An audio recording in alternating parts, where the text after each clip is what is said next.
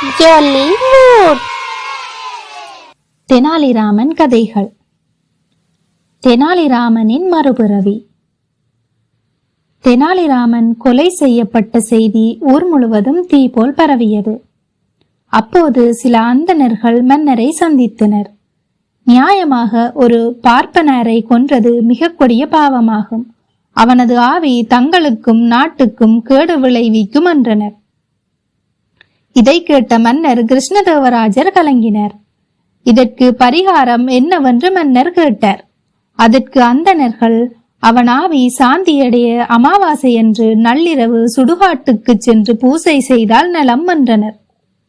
உடனே மன்னர் ராஜகுருவை அழைத்து அமாவாசை என்று நள்ளிரவு சுடுகாட்டில் தெனாலிராமன் ஆவிக்கு பூஜை செய்ய உத்தரவிட்டார். இதை கேட்ட ராஜகுரு நடுநடுங்கினார். நடுக்காட்டில் நள்ளிரவு நேரத்தில் பூஜை செய்வது என்றால் எனக்கு பயமாக இருக்கிறது என்றார். அப்படியென்றால் துணைக்கு சில புரோகிதர்களையும் அழைத்து செல்லுங்கள் என்று மிக கண்டிப்புடன் மன்னர் கட்டளையிட்டார். மன்னரின் கட்டளையை மீற முடியாத ராஜகுரு பூஜைக்கு ஒத்துக்கொண்டார். அமாவாசை அன்று நள்ளிரவு புரோகிதர்கள் சகிதம் சுடுகாட்டுக்கு சென்று பூஜை நடத்தினார்கள். ராஜகுரு பூஜையின் இறுதியில் அங்கிருந்த மரத்தை மேல் நோக்கி பார்த்து, தெனாலிராமனின் ஆவியாகிய பிரம்மராட்சனே என்று பலத்த குரலில் அழைத்து, எங்களுக்கு ஒரு தீங்கும் செய்யாதே, உன் ஆன்மா சாந்தியடைய பூஜை செய்துள்ளோம் என்று சொல்லிக் கொண்டிருக்கும் போதே மரத்திலிருந்து ஓர் உருவம் பயங்கர சத்தத்தோடு கீழே குதித்தது. இதை பார்த்த ராஜகுருவும் புரோகிதர்களும் பயத்தால் நடுநடுங்கி அலறி அடித்துக் கொண்டு அரண்மனைக்கு ஓடினார்கள். அப்போது நடுநிசி நேரமாதலால் மன்னர் ஆழ்ந்த உறக்கத்தில் இருந்தார். இருப்பினும் மன்னரை எழுப்பினார்கள். நடந்தவற்றை நடுக்கத்தோடு கூறினார்கள். இதை கேட்ட மன்னர் இதற்கு பரிகாரம் காண ஆழ்ந்த யோசனை செய்தார். பின் ஒரு முடிவுக்கு வந்தார்.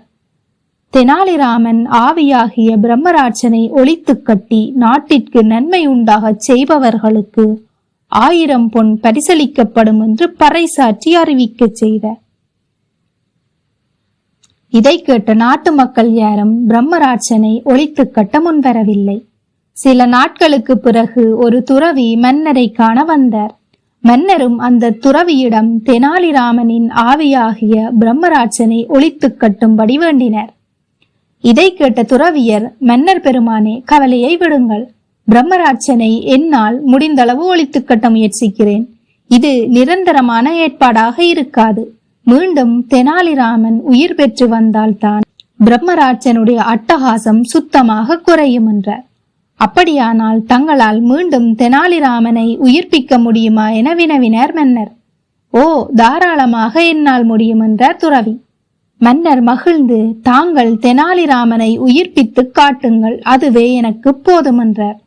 உடனே துறவியர் தான் அணிந்திருந்த வேடத்தை கலைத்தார்.